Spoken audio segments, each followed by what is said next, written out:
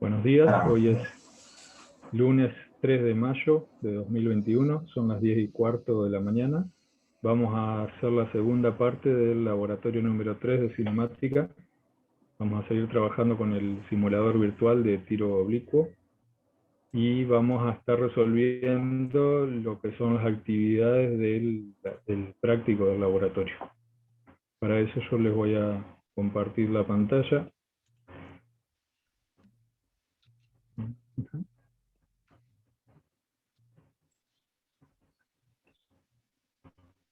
Vamos a la parte del laboratorio en sí.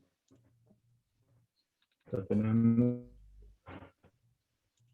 la primera actividad. Recuerdan, bueno, lo que estuvimos trabajando la semana pasada fue el manejo general de lo que era el laboratorio virtual, para tener una idea de cómo utilizarlo, y viendo algunas cuestiones de lo que es la diferencia entre los movimientos con rozamiento, con el aire, digamos, con resistencia al avance y sin resistencia al avance.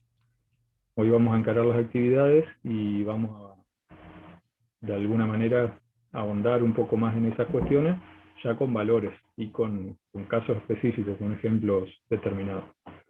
En el caso de la actividad 1, vamos a tomar estas condiciones: una bala de cañón, el tipo de proyectil que elegimos, con 1 kilogramo de masa y 50 centímetros de diámetro. Fíjense que en realidad estamos trabajando con una bala de cañón. Hay un micrófono abierto ahí, perdón. Tengan cuidado. Fíjense, la bala de cañón tiene, nosotros le otorgamos 1 kilogramo de masa y 50 centímetros de diámetro, lo que nos daría, si sacamos el volumen de esa esfera, y en relación a la masa que tiene, una densidad de 15 kilogramos por metro cúbico. Esto corresponde a un material que sería, por ejemplo, podría ser el poliestireno expandido, que nosotros lo conocemos como telgopor, ¿sí? No es para nada una bala de cañón, ¿sí? O sea, está lejos de serlo. El coeficiente de arrastre, en este caso, como es una esfera, cuando trabajemos con resistencia del aire, fíjense por acá abajo, dice resistencia del aire, la sección resistencia del aire, el coeficiente de arrastre va a ser 0,47, que eso dependía de la forma que tiene el proyectil. En realidad, después, cuando lleguemos a esa sección, a la sección de hidrostática, hidrodinámica, vamos a ver que la resistencia al avance en realidad depende de varios factores más. Acá estamos teniendo en cuenta que la superficie de los cuerpos es lisa, ¿sí? Si no fuese lisa, por ejemplo, fuese rugosa, como es, para poner un ejemplo acá, para poder compararlo, la superficie de una pelota de golf. Fíjense que la pelota de golf tiene unas pequeñas concavidades, unos pequeños hoyuelos, y eso modifica de gran manera el arrastre que tiene. Así que vamos a trabajar todo, en este momento estamos trabajando todo con proyectiles con superficies lisas. Lo único que cambia es la forma exterior del cuerpo, y eso es lo que hace cambiar el coeficiente de arrastre. Fijando una rapidez inicial en 15 metros por segundo y un ángulo de 45 grados, lo que podríamos hacer ahora, si querés, Carlos, detenemos unos segundos la grabación, y vamos a ver acá si pueden calcular rápidamente cuál sería el alcance y la altura máxima, en función de lo que estuvimos trabajando la semana pasada.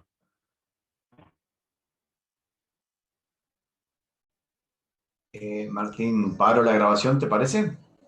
Detengo un ratito, sí, porque se transforma. Sí, la voy a pausar, la voy a pausar para que no sea tan. Sí, pausado. Avísame cuando estemos. Ya estamos grabando. Bien.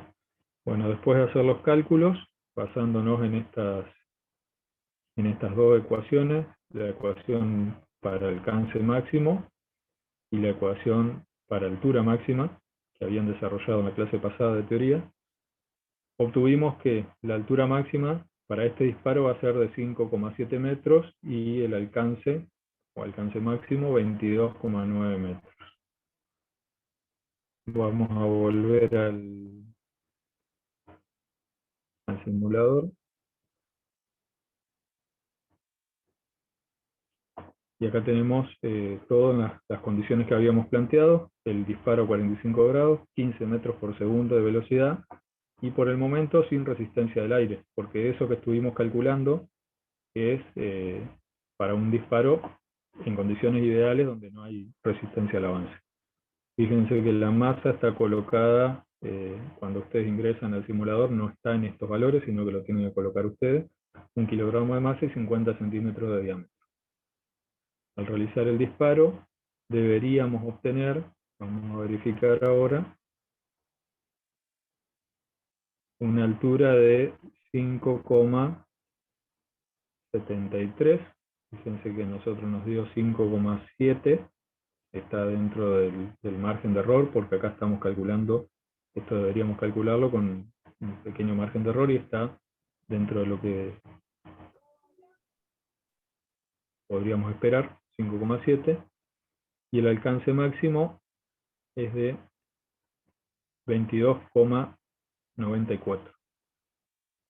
Comparándolo, 22,9. O sea que verifica, el simulador verifica lo que estamos haciendo acá a través del cálculo. En todo caso, como el simulador ya lo habíamos verificado la semana pasada, verificábamos que funcionaba correctamente, lo que estamos haciendo en realidad a través del simulador es verificar estos dos valores que nosotros obtuvimos a partir de estas ecuaciones que dedujeron la semana pasada. Bien, ahora, a partir de este disparo, ahora lo que vamos a hacer es activar la opción de resistencia del aire, realizar un disparo, acá les pide a nivel del mar, porque recuerden que se podía variar esa altura, y comparar las trayectorias obtenidas, que es la que obtuvimos recién, con la que vamos a obtener ahora que tenemos resistencia del aire. Fíjense que al activar resistencia del aire, si realizamos el disparo, eso es lo que sucede. Es más o menos lo que estaban esperando. ¿Alguien quiere comentar algo? ¿Les parece demasiado lo que se frena? ¿Se acuerdan que la semana pasada activábamos, cuando estuvimos mirando un poco cómo funcionaba el simulador, teníamos que al activar la resistencia del aire, el proyectil caía un poco antes de lo que solía caer sin resistencia al avance? ¿Qué es lo que está pasando en esta situación? Eso es lo que tienen que analizar ustedes. Vamos a darle una pista nosotros, porque para eso estamos desarrollando el laboratorio. Fíjense que acá pasamos de 22,9 metros, que era lo que habíamos calculado hoy, a aproximadamente 12 metros de alcance. No sé si alguien está comentando algo en el chat, yo no lo alcanzo a ver. Bien, la cuestión acá está en la relación que hay entre la masa que tiene el cuerpo y el volumen que tiene el cuerpo. Recuerden que la resistencia al avance dependía de varios factores que no lo estudiamos del todo, pero en gran medida uno de los factores que nos afecta es la sección que tiene, o la superficie frontal, digamos, que tiene el móvil que se está moviendo, el proyectil. Un proyectil que tiene, en este caso, 50 centímetros de diámetro, lo podríamos considerar un proyectil con mucha superficie frontal, digamos, una superficie que se enfrenta al aire, muy grande, lo que va a generar a su vez una fuerza de arrastre muy grande.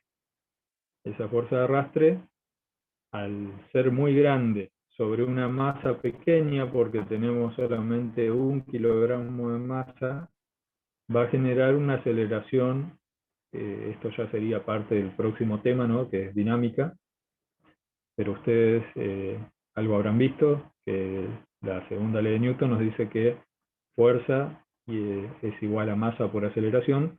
De ahí, si tenemos en cuenta una masa pequeña y una fuerza grande, la aceleración va a ser también elevada, ¿sí? Si la aceleración es elevada, estamos ante la presencia de una desaceleración que va a generar una gran diferencia entre lo que es un tiro en condiciones ideales que es la línea azul, con el tiro con resistencia al avance.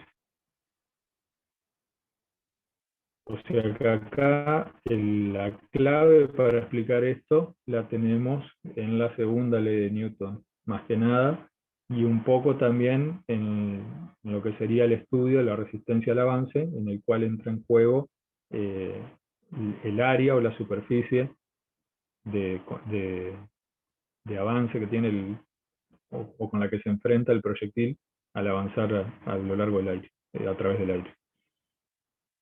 Volviendo al laboratorio, acá ya, digamos, comparamos esas dos trayectorias y vamos a repetir los dos lanzamientos, como hicimos recién, con y sin resistencia al aire, pero lo que vamos a hacer es aumentar la masa del cañón hasta 31 kilogramos. Esto hace que, en función del volumen, que va a ser el mismo, tenemos el mismo diámetro, vamos a tener el mismo volumen para la esfera, pero va a tener más masa. Va a pasar de ser lo que habíamos visto hoy como una esfera de poliestireno expandido, de telgopor, va a pasar a ser una esfera con una densidad que podríamos comparar con la madera de pino, por ejemplo, ¿sí? Una madera liviana, dentro de todo, una madera bastante liviana. Tengan en cuenta, por ejemplo, que las maderas tienen densidades entre 300 y 1200 kilogramos por metro cúbico. Así que acá estamos en el caso de una madera relativamente liviana. Al aumentar esa masa, vamos a aumentarla hasta 31 kilogramos, que es el límite. Esto lo hacemos así para que vean bien la diferencia, utilizando los límites que nos permite el laboratorio virtual.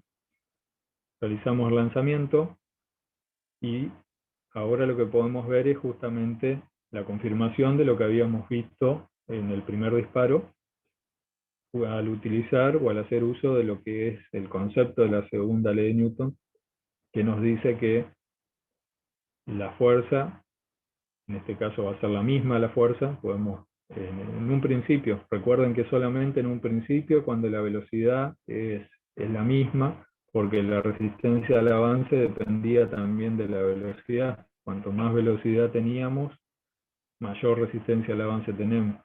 O sea que la fuerza durante el recorrido de esta esfera más liviana, de menor masa, no va a ser la misma fuerza que durante el recorrido de la esfera más grande. Pero podríamos decir que relativamente en la primera parte, que tienen las dos la misma velocidad, es más o menos la misma, y el efecto que tiene el aumento de la masa es una reducción en la aceleración. Si lo queremos ver, esto ya es adelantarnos un poco, pero para que lo vayan viendo. Fuerza igual a masa por aceleración. Vamos a plantear las dos ecuaciones. Y lo que tenemos es, en el primer caso, una masa pequeña y una aceleración grande. ¿Sí? Vamos a plantearlo así. Y en el segundo caso, seguimos teniendo la misma fuerza, aproximadamente arrastre, inclusive tenemos mayor fuerza, porque la velocidad de la esfera, vamos a plantear una fuerza promedio, ¿sí? Porque la fuerza varía durante todo el recorrido. Lo que tenemos es una masa mayor. Si la masa es mayor, para que se mantenga el producto, tiene que ser la aceleración menor. Al haber una aceleración menor, esto sería el caso 31 kilogramos. Y acá arriba tendríamos el caso de 1 kilogramo.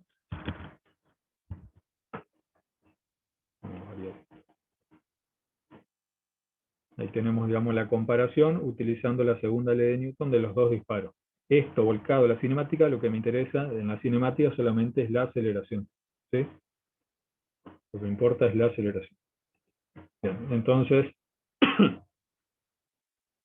podríamos sacar como conclusión de esta comparación de los tres disparos que cuanto mayor es la densidad del objeto que se lanza, más se acerca el disparo a la condición ideal del lanzamiento.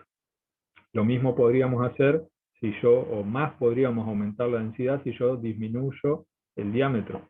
Al disminuir el diámetro, disminuye el volumen. Y si disminuyo el volumen y mantengo la masa, lo que estoy haciendo es aumentar la densidad. Fíjense que si yo realizo un disparo en estas condiciones, lo que vamos a tener es un disparo aún más cercano a la condición ideal donde no hay resistencia al avance. No sé si se alcanzó a ver, pero prácticamente es el mismo disparo. Sí, vamos a hacerle un zoom. Aunque no se alcance a ver del todo, vayan siguiendo, espero que se pueda ir viendo la trayectoria. Fíjense que prácticamente recorre hace el mismo recorrido que el caso del disparo en el que no consideramos la resistencia del aire. Por otro lado, volviendo al diámetro de 50 centímetros y 31 kilos de masa, si no tenemos en cuenta la resistencia del aire, el disparo de esta esfera, que sería de madera, el disparo, vamos a bajar ahora la masa y vamos a realizar nuevamente el disparo sin resistencia al aire, es la misma trayectoria.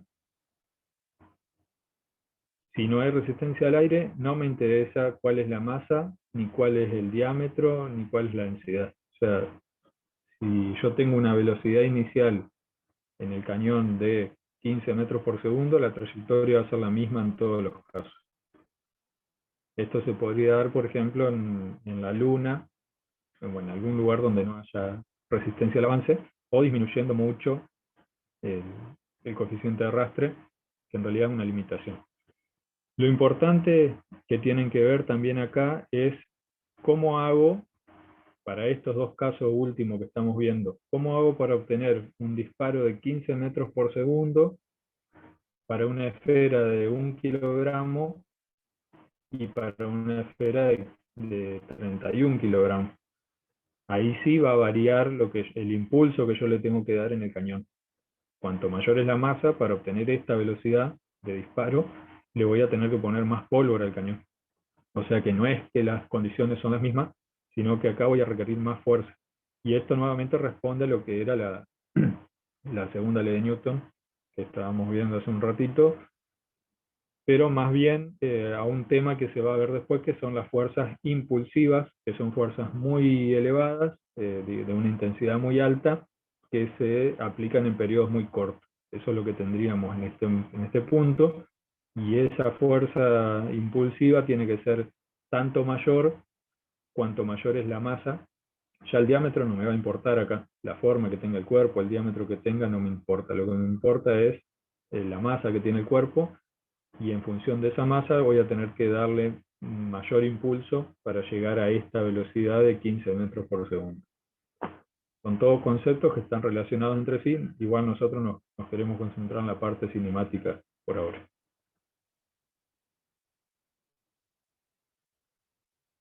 Bien, acá la pregunta, medio ya la estuvimos resolviendo, ¿qué efecto tiene el aumento de masa a igual forma y tamaño en cada una de las trayectorias? Creo que quedó claro. Si alguien tiene una consulta, lo tratamos ahora, si no continuamos con la siguiente actividad. Acá pueden ver claramente lo que es la diferencia en lo que estamos estudiando ahora, que es cinemática, y lo que vamos a empezar el próximo lunes, no hoy, sino el lunes que viene, que es dinámica. Recuerden, ya como para hacerles un avance en la cinemática, recuerden siempre que no nos importa cuál es la fuente, cuál es el origen o qué es lo que está generando la aceleración. O sea, no tenemos en cuenta quién es el que genera la aceleración, sino que solamente estudiamos el efecto que tiene sobre el cuerpo. O sea, el efecto que tiene sobre su aceleración, sobre el movimiento en fin del cuerpo. En dinámica sí se va a estudiar, y va a tener más importancia en realidad, qué es lo que produce esa aceleración. Y hasta ahora habíamos visto que son las fuerzas, ¿sí? Fuerzas de distintos orígenes. Bueno, se va a trabajar más sobre eso. Pero en sí, cinemática y dinámica son dos cuestiones que están muy relacionadas, porque para que el cuerpo tenga una aceleración tiene que haber una causa, una fuerza que la genere. Así que son dos temas que van muy relacionados uno con el otro. Bien, continuamos entonces si no hay consulta. Yo no veo en el chat que haya nada, así que Vamos a continuar con la actividad 2. La actividad 2 me van a decir si hay alguien que la tiene resuelta, porque es de la práctica de cinemática del ingeniero Solé. Si alguien la tiene resuelta y nos puede tirar los datos, si no, pausamos un segundo la grabación y la resolvemos. Y como no es de todos, Martín, capaz que conviene, pausamos y la resolvemos, porque lo va a tener solamente el grupo de... Bien, pausamos entonces. Pausamos un segundo entonces. Ahí ya estamos grabando. Bien, ahí estaríamos, retomamos la grabación. Entonces, como primer punto teníamos la determinación de la altura máxima, partiendo desde 15 metros. Fíjense que estamos partiendo desde 1 y 0 igual a 15 metros, y le sumamos la ecuación de altura máxima que habíamos visto hoy, nos daba este valor, se sumaban a los 15 metros y nos daba un total de 28,6. Esa sería la respuesta a la pregunta A. Y por otro lado calculábamos el tiempo que tardaba el proyectil en realizar la primera parte de la parábola hasta la altura máxima, en la que recorre estos 13,6 metros, que son los que calculamos acá arriba, 13,6 metros. Hasta ese punto le lleva 1,7 segundos, y a partir de ahí calculamos en función de la altura máxima, esta I máxima, que sería los 28,6 metros, cuánto tarda en caer desde esa altura hasta el punto I igual 0, o sea, hasta la base del edificio, y nos da 2,4 segundos. La sumatoria de estos dos tiempos nos da el tiempo de vuelo total, que es esto que tenemos indicado acá, entre paréntesis, son 4,1 segundos, y ese tiempo de vuelo multiplicado por una velocidad constante, que es la velocidad en el eje X. Recuerden que todo esto lo estamos trabajando sin resistencia del aire, así que sería constante la velocidad, nos da un alcance de 103 metros. Vamos a verificar eso con el simulador. Tenemos, el lanzamiento está a 15 metros, ahí lo tenemos a 15 metros, vamos a borrar lo que teníamos antes. El lanzamiento se realiza a 33 grados y con una velocidad de 30 metros por segundo.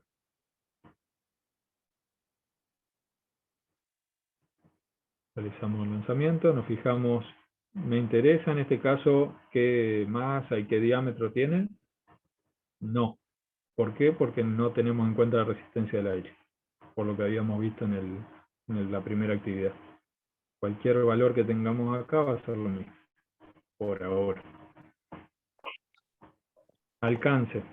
Vamos a ver si el alcance, que dijimos que era de 103 metros. A ver, 103 metros. Verificamos a través del simulador, 102,67. Estos 103 que habíamos calculado hoy, tengan en cuenta que también le pueden calcular el error, pero alrededor de más o menos 1 metro podemos estar ahí. Y acá estamos en 102,67, caería dentro de ese margen de error. El tiempo, fíjense que nosotros habíamos trabajado con 4,1 segundos de tiempo de vuelo, hasta acá tenemos un tiempo de vuelo de 4,08 segundos, así que también coincide. Y la altura máxima, que era lo que nos interesaba, fíjense, recuerden que es el punto amarillo, a ver si lo alcanzan a ver mejor ahí. Es el punto amarillo, nos marca la altura máxima. Los puntos azules son cada 0,1 segundo. Fíjense que esto va marcando cada 0,1 segundo, y en amarillo nos marca la altura máxima. Habíamos dicho que era de altura 28,61 en un tiempo de 1,67 segundos. Altura 28,6 en un tiempo de 1,67. Fíjense que los dos valores coinciden. 28,6 en un tiempo cercano a 1,67 segundos. Así que de esta manera estamos verificando que estos valores que calculamos, o si ustedes habían hecho esta práctica, este ejercicio de la práctica, lo pueden verificar a través del simulador. ¿Alguna consulta sobre Excelente lo que pueden en usar particular? el simulador ahí para revisar sus problemas, digamos. Por Realmente el supuesto, simulador es una ayuda valorable. Sí. por supuesto que este simulador en particular tiene sus límites, porque supónganse que el edificio fuese de 30 metros de altura, no llego, no puedo modificar más de 15 metros de altura. O sea que para que este simulador sea un poco más práctico, debería estar ampliada los márgenes en los que se puede trabajar. Lo mismo, el ángulo nunca va a ser un inconveniente, porque podemos poner entre 0 y inclusive ángulos negativos.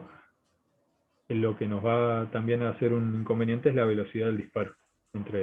Como solamente tenemos entre 0 y 30 metros por segundo, bueno, seguramente esto está hecho así por los límites que tiene la pantalla o la resolución, o vaya a saber cómo lo han diseñado, pero no es un simulador que les sirva para hacer cualquier tipo de verificación, porque tiene sus límites.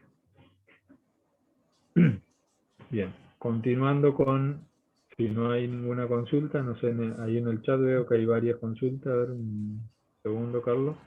No, Martín. Ahí está, eran consultas viejas. Bien. Está bien, estaba ahí atento Juan Martín. Sí. Yo quería saber en T1 la altura que usaron es de 13,6 metros. ¿De dónde salió esa altura? Este 13,6 metros de acá arriba, es esto que está acá. Ahí te estoy marcando las dos cosas. Fíjate que nosotros utilizamos la ecuación de altura máxima, esta que está acá, H máximo. Dijimos que nos servía para el caso de que el disparo era desde I igual 0, es una altura igual 0. Como en nuestro caso I vale 15, le agregamos el I0 adelante a la ecuación. Pero en sí esto nos está dando cuánta distancia recorre en el eje Y desde los 15 metros para arriba. Por eso está separado acá. Desde los 15 metros recorre 13 metros hacia arriba. ¿Vos, Carlos, tenés por ahí el dibujito que habías hecho, el gráfico? Ahí voy. A ver si en el gráfico lo ven mejor. Fíjense que acá Carlos le había indicado, podemos dividir la parábola en dos partes. Una sería desde el punto de lanzamiento hasta el punto de altura máxima, y otra, eso es lo que yo le llamo 0,1. El punto 1 sería el punto de altura máxima. ¿Cómo calculás la altura desde los 15 metros hasta el punto máximo que tenés ahí? Con la ecuación de altura máxima, la ecuación que habíamos visto hoy. Y ahí lo tomás como que estás partiendo de I igual 0. O sea, solamente a vos lo que te interesa es calcular esa altura desde el techo del edificio hasta la altura máxima del proyectil.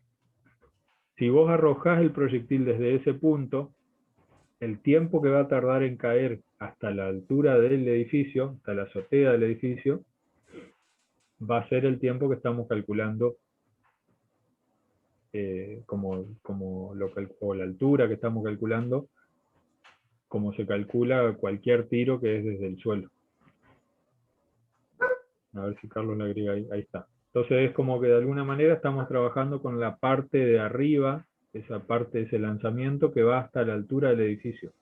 Esa línea roja que marcó Carlos, ahí vos tenés, está el punto, está el 0 está marcado con amarillo, el 1 está marcado con amarillo, que sería la altura máxima. Entonces, bueno, la primera parte, para saber cuánto tiempo tarda entre 0 y 1, lo que calculás es cuál es la altura, la diferencia de altura en todo caso, entre el punto 0 y 1. Para eso sí te sirve la ecuación de altura máxima, y a partir de esa altura máxima calculás el tiempo entre 0 y 1.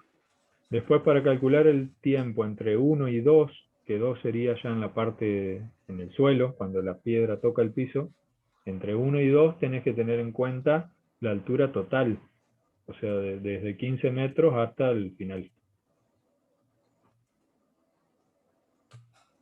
Ahí entendí. Gracias, profe. Bueno, volviendo a la ecuación, fíjate a ver, si volvemos acá a la ecuación, fíjate, estos 13,6 metros era desde la azotea hasta el punto máximo. Y se le sumaban los 15 que tenés ya de altura propia de la azotea. A partir de esos 13 metros se calculaba el tiempo que tarda en subir el proyectil y después aparte se calcula el tiempo que tarda en bajar el proyectil. Esta es la complicación que les presenta siempre y es la forma de realizar los cálculos para los ejercicios en los que el disparo, la altura a la que se realiza el disparo y la altura a la que llega el proyectil son distintas. Los ejercicios más fáciles son los que estamos sobre una planicie, disparamos y llega el disparo llega hasta la misma altura. O sea, I igual 0 y el I final también es I igual 0. Acá tenemos la diferencia y es lo que se les puede llegar a complicar. Mirá, ahí Martín, Alex está compartiendo el tema que dice que GeoGebra ofrece un simulador muy similar, y ahí podés tener un margen más grande en algunos valores. Bien, lo podemos estudiar. Lo podemos estudiar, pero antes de terminar, Martín, yo quisiera compartirle un gráfico, si me permitís. Sí. Ahí,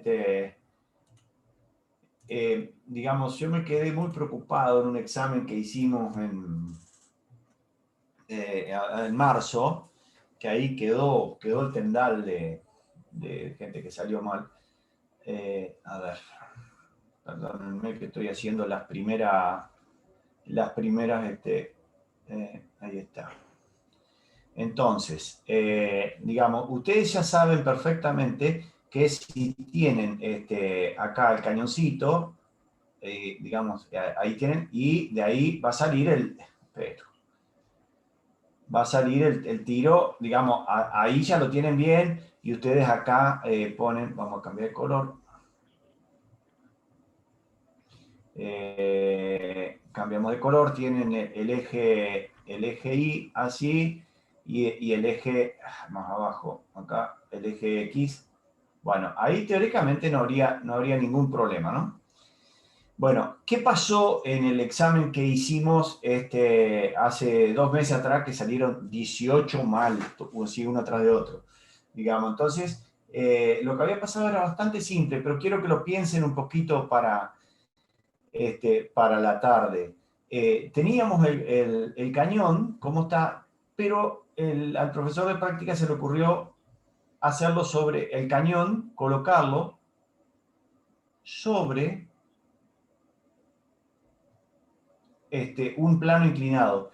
Es decir, que teníamos un ángulo acá, el plano inclinado, un ángulo alfa, y el cañón tenía el ángulo tita. Con eso salieron mal todos. Piénsenlo para la tarde. El ejercicio era exactamente el mismo. Se le ocurrió hacer esa variante al profesor, agregarle el ángulo a ver si alguno se anima. ¿Cuál sería la, digamos, la complicación acá?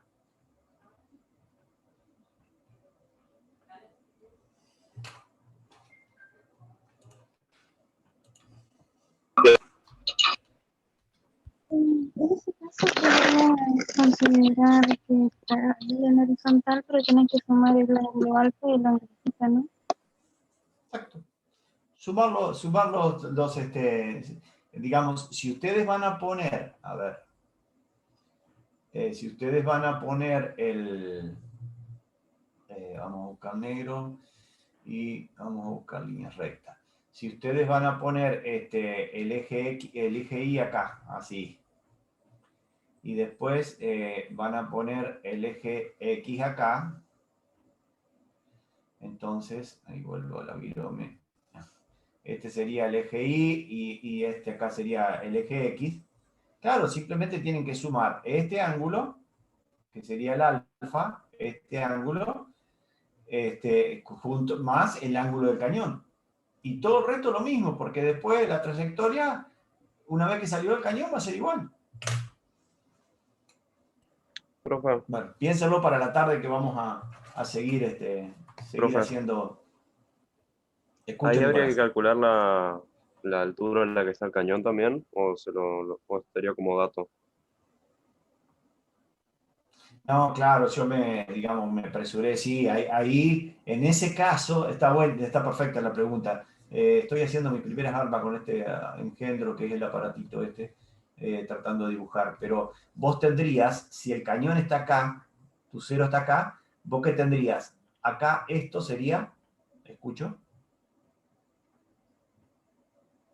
¿Qué sería esto, esta altura? Que sería La acá. altura inicial. Y también, cambiemos de color, después tendríamos esta distancia acá.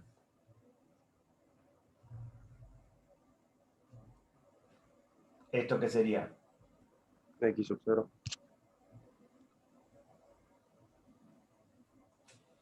Exactamente. Entonces, ahí tienen X0 e Y0, que digamos, entran en las dos. Y a partir de ahí, ya lo otro ya es B sub 0, digamos, digamos, tiene B sub 0 saldría desde acá, B sub 0, B sub 0, B sub 0, y entonces, digamos, y ahí sí tienen que hacer el análisis de los ángulos.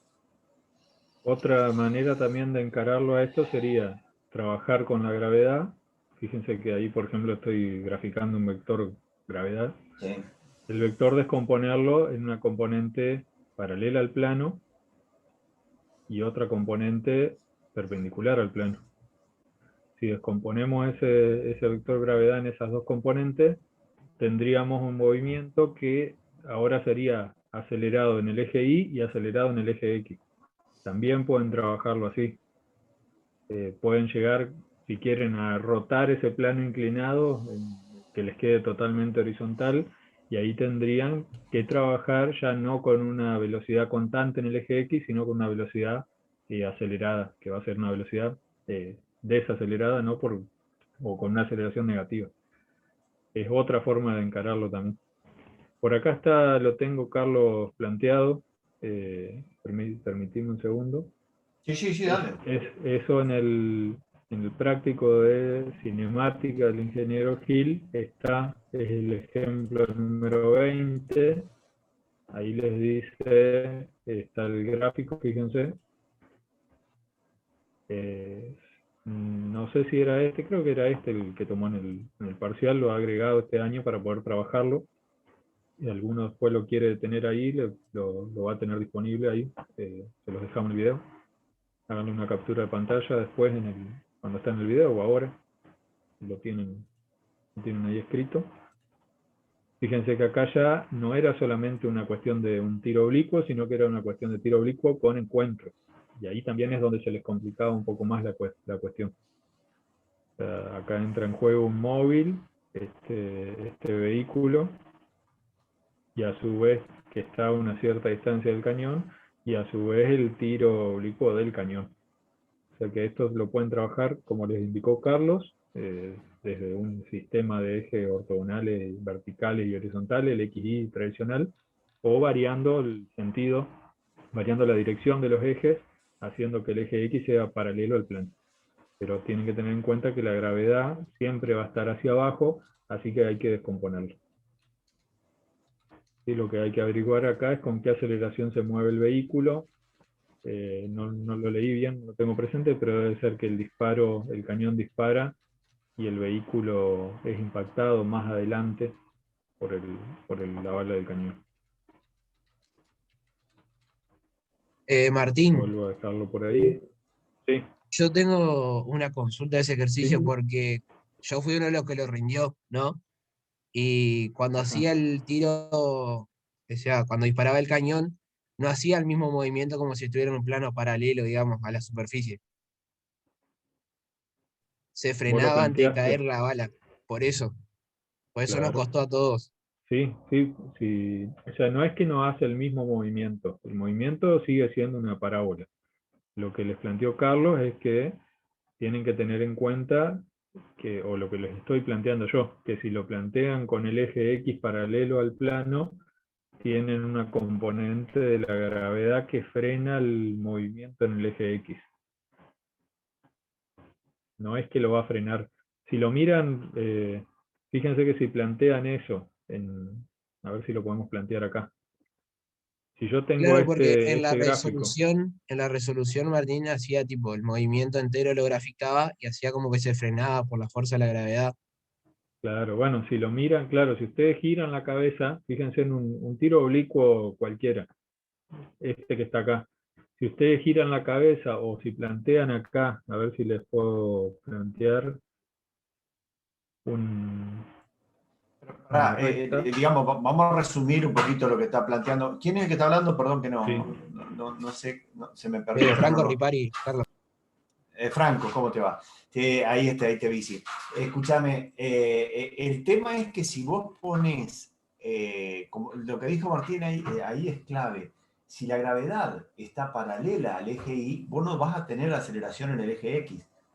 Entonces el tema es cómo pones si vos pones tu XY, digamos, de acuerdo al plano inclinado, que es como resolvemos a veces los ejercicios digamos, de cinemática, ve lo que le dijimos, que es más fácil ponerlos en el plano inclinado, los ejercicios de cinemática, pero el problema en este caso es que vas a tener que considerar que el movimiento en el eje X no es MRU, digamos, porque vas a tener la componente, lo que te decía Martín, la componente de la gravedad.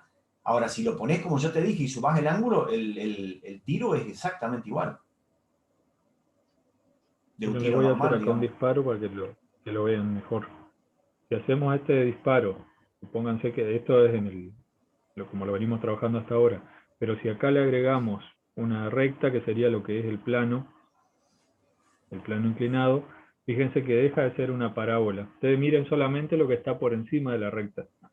Deja de ser una parábola simétrica y pasa a ser una bueno. especie de parábola sesgada, ¿sí? El sesgo sería, se acomoda hacia la derecha en este caso, ¿no? Se está acomodando hacia la derecha. La altura máxima, si la quieren plantear ahí, esto ya no nos sirve de nada de las ecuaciones que venimos usando hasta ahora, porque acá estaríamos teniendo en cuenta que la gravedad va hacia abajo, la gravedad sigue siendo hacia abajo, pero aparece una componente paralela al plano y una componente vertical. Por eso fíjense que esto es un caso similar al que nos pasaba, hoy se vio bien en el caso de la esfera de Telgopor. En el caso de la esfera de Telgopor había una fuerza horizontal que frena el movimiento en el eje X y las parábolas quedan de esta manera. Va perdiendo velocidad en el eje X y queda una parábola sesgada. A ver si los planteo acá. Dejo de compartir, dejo de anotar. Vamos a poner 1 kilogramo de masa con mucho diámetro, con 1 metro de diámetro, es lo máximo que me deja. Vamos a poner resistencia al aire y fíjense que al disparar la parábola queda sesgada. A ver si la hacemos más, no me da más velocidad. Vamos a ponerle un poco menos de diámetro. Fíjense la parábola que se genera, es una parábola relativamente sesgada.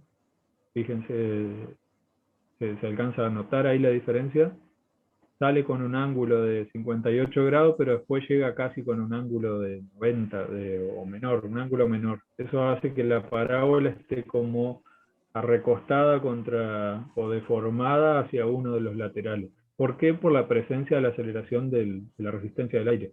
En el caso de lo que estamos viendo acá, que es considerar un plano inclinado, lo que entraría en juego, si miramos de costado, digamos si rectificamos nuestra mirada a lo que es el plano inclinado, entra en juego una aceleración constante que es la componente paralela al plano de la gravedad. Bien. Después, si quieren, con Carlos lo pueden, no sé si lo van a volver a mirar esta tarde, Carlos, pero Esta noche hablamos un poco de eso. de A la última noche hablamos un poco de eso, Martín. lo pueden encarar también. Bien. Bueno, vamos Bueno. a volver acá. Entonces, con respecto a este punto, el punto de actividad 2 estarían. Lo que estaría, digamos, verificado que los datos están bien. Hasta ahí habíamos llegado. Lo que habría que hacer ahora es responder esto. ¿Qué pasa si la resistencia al aire no se desprecia? Y ahí les propongo justamente valga la redundancia, proponer una solución estimativa utilizando el simulador como herramienta. Para eso, vamos a poner todo esto en 0 y vamos a volver a los valores del disparo. Estábamos con 33 grados, 30 metros por segundo. Sin resistencia al aire no me importa la cuestión, pero con resistencia al aire, y teniendo en cuenta lo que habíamos visto hasta acá, ¿qué proyectil vamos a elegir acá? O sea, tenemos que acercarnos a lo que sería una piedra. ¿Qué podríamos elegir como una piedra? Si utilizamos la bala de cañón, fíjense que la masa empieza en 1 kilogramo, y 1 kilogramo, lanzar una piedra 1 kilogramo no creo. O sea, la idea es que a lo sumo tendrá 50 gramos la piedra que lanza la persona para que le entre en la mano. Así que tenemos que buscar un tipo de proyectil que me deje tomar una masa menor a 1 kilogramo. Fíjense que esto que dice proyectil genérico tampoco me deja. Y lo que más se acerca, si se empiezan a buscar acá, es la pelota de golf. La pelota de golf podemos tener una masa de 100 gramos o de 50 gramos. Fíjense, 0,05 kilogramos sería 50 gramos. El diámetro, si toman ahí para tener una referencia, unos 5 centímetros de diámetro. Tendríamos lo que sería relativamente algo parecido a una piedra.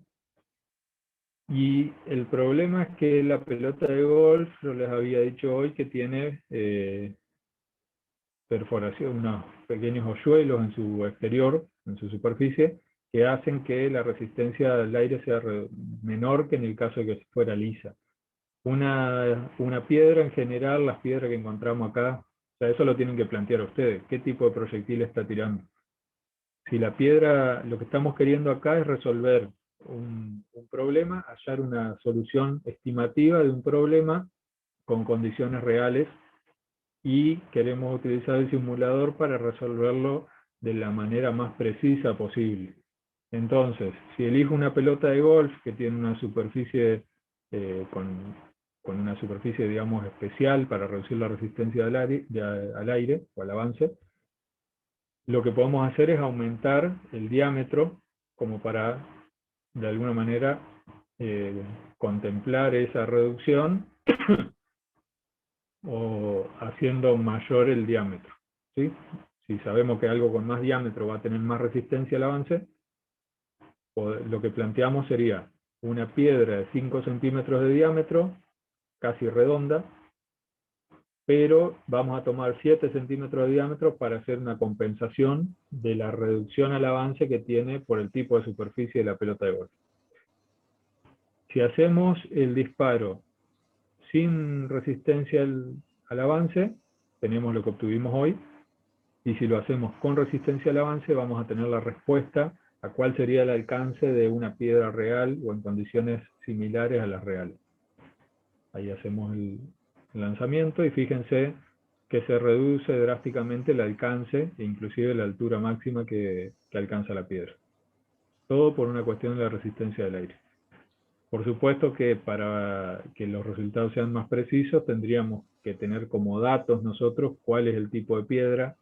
Inclusive pueden plantear ustedes tomando como dato la densidad de una roca, que en general andan los 3.000 kilos por metro cúbico, 3.000 kilogramos de masa por metro cúbico. A partir de esa densidad podrían llegar a hallar el volumen, y a partir del volumen el diámetro, ¿sí? O sea que también si lo quieren plantear lo pueden hacer. Tienen la masa, tienen la densidad, masa sobre volumen, así que pueden de ahí despejar el volumen, y a partir del volumen de una esfera pueden calcular el diámetro. Esa sería la segunda parte de este punto. justificar la elección, acá les pido justamente lo que veníamos hablando hasta ahora. Estimar, justificando, definiendo el proyectil y después justificando la elección.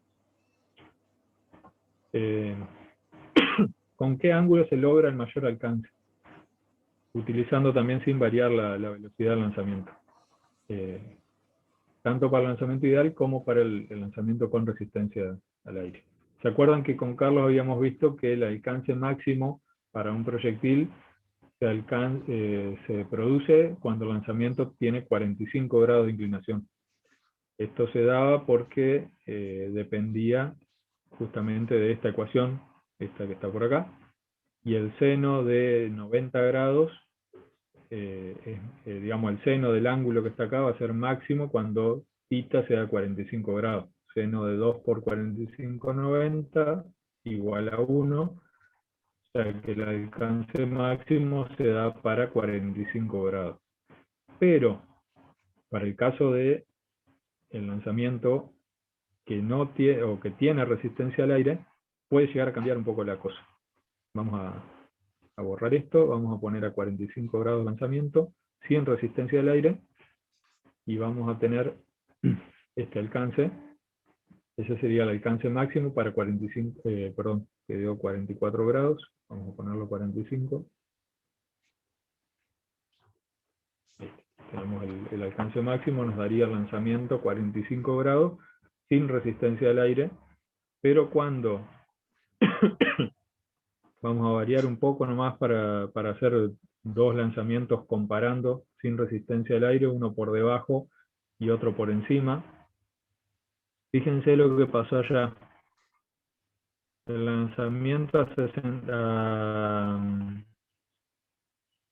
a 37 grados, aproximadamente 39, tiene un alcance mayor que el lanzamiento a 45 grados. ¿Esto por qué se da? Porque lo que habíamos visto del alcance máximo a 45 grados se da cuando el lanzamiento está a 0 metros de altura. Cuando el lanzamiento está a una altura mayor, a 0 metros, debido a que el tiempo de vuelo se extiende y la velocidad en el eje X es constante, puede ser que tengamos un alcance mayor si lanzamos con un ángulo menor a 45 grados. Así que la cuestión del lanzamiento a 45 grados no se da para todos los casos. Y lo mismo cuando tenemos resistencia al avance. Cuando tenemos resistencia al avance, si lanzamos a 45 grados, acá estamos lanzando con las condiciones de la piedra que habíamos establecido hoy. Si lanzo vamos a lanzar a 40 grados para tomar un ángulo menor. Fíjense que a 40 grados el alcance que tenemos es mayor que a 45. Y si lanzamos a 50, vamos a poner 50 grados para tomar 5 grados más y 5 grados menos, como referencia nada más. A 50 grados, si bien la altura que tenemos mayor, el alcance es mucho menor. O sea que en general, cuando el disparo es a una altura mayor a 0 metros, o a una altura mayor a la que va a ser a la que se encuentra el punto donde impacta el proyectil, el alcance mayor se da para ángulos menores a 45 grados. Tanto cuando hay resistencia del viento como cuando no hay resistencia del aire. Esa sería la conclusión. Si quieren lo pueden trabajar con más detalle. Pueden hacer lanzamientos, ahí se está viendo un poco más de detalle la diferencia que tienen. Si les quedan los lanzamientos muy cercanos, pueden tomar acá la herramienta para ver dónde cayó este. Fíjense que tiene una distancia de 61,34 y este otro de 59,61. Pueden tomar esos datos también si lo trabajan. O sea, sería importante que tomen datos para que quede, cuando hacen el informe, dicen, bueno, un lanzamiento a 45 grados nos dio un alcance de tantos metros, y un lanzamiento a 44 grados nos dio un alcance mayor o menor y vale tanto, ¿sí? Fíjense ahí que la diferencia es mínima, pero ya con 1 grado menos que tengamos, el alcance es mayor.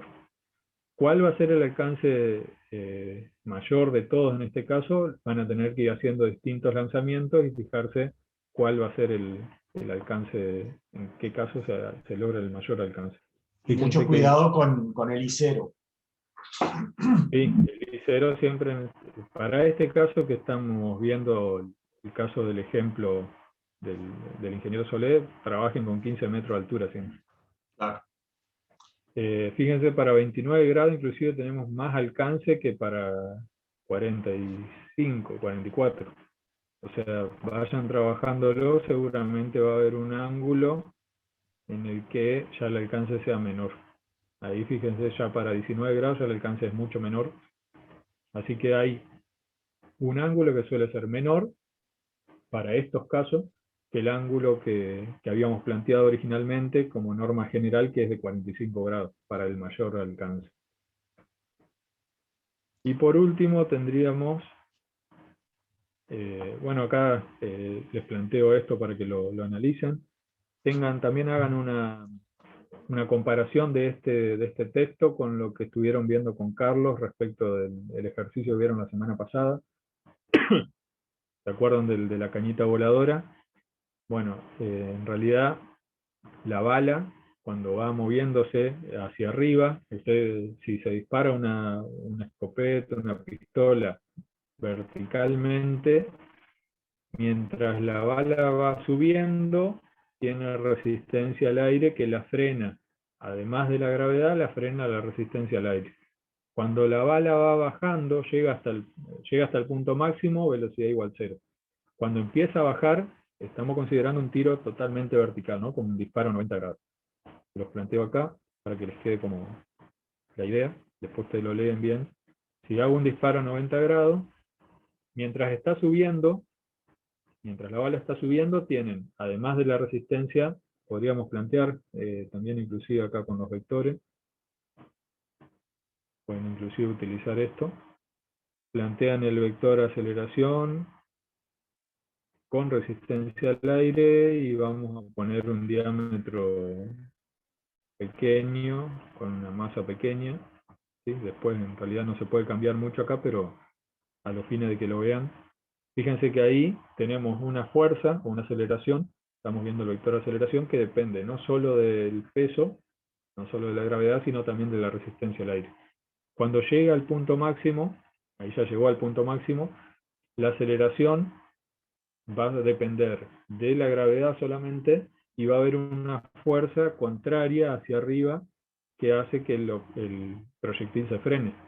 Esa es la resistencia al avance.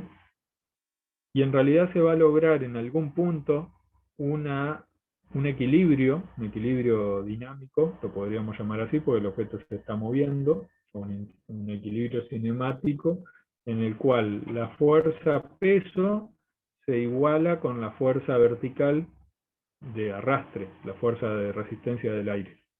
En ese punto se alcanza algo que se conoce como velocidad terminal, y es una velocidad que está dada para los distintos cuerpos. Por ejemplo, una persona que se lanza desde un avión, un paracaidista, no puede tener una velocidad máxima de, no recuerdo bien en este momento, pero alrededor de 300 kilómetros por hora, no menos, creo que son 150 a 200 kilómetros por hora.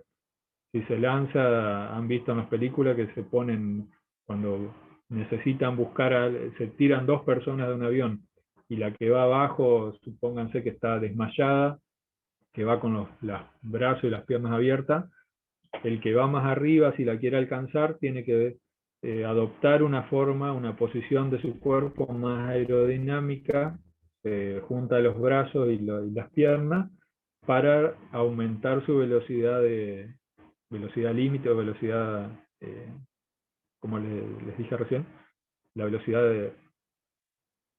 Bueno, terminal. terminal, perdón, gracias. La velocidad terminal va a aumentar en función de la disposición que tenga el cuerpo. Lo mismo pasa con el halcón peregrino, que es el animal que alcanza mayor velocidad, que si se fijan en algún video, la forma que adopta el cuerpo del animal, del ave esta, es muy particular y hace que reduzca mucho su velocidad, su resistencia al avance. De esa manera le permite alcanzar las velocidades, grandes velocidades, creo 300 kilómetros por hora como máximo. En el caso de una bala va a pasar lo mismo.